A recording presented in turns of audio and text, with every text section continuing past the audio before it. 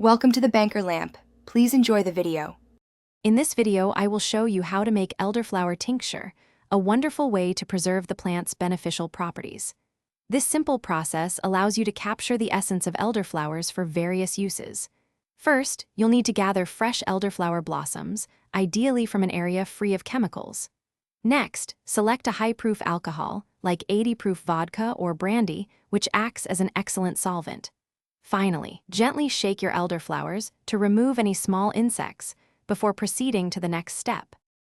Now that your elderflowers are ready, it's time to prepare them for infusion. Roughly chop the blossoms.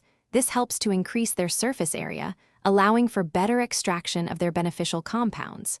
Carefully place all the prepared elderflowers into a clean, sterilized glass jar.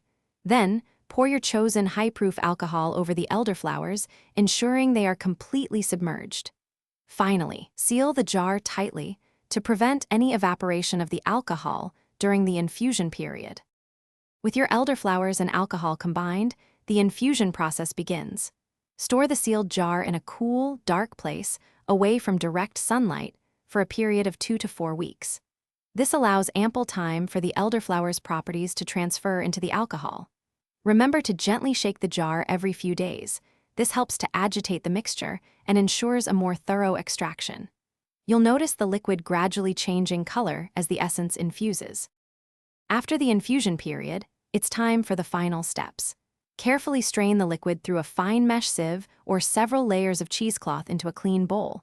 Make sure to press the elderflowers firmly to extract every last drop of the valuable tincture.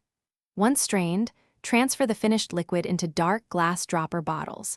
These bottles help protect the tincture from light degradation. Don't forget to label your bottles clearly with the contents and the date it was prepared. Thanks for watching. If this was helpful, leave a like and consider subscribing. See you next time.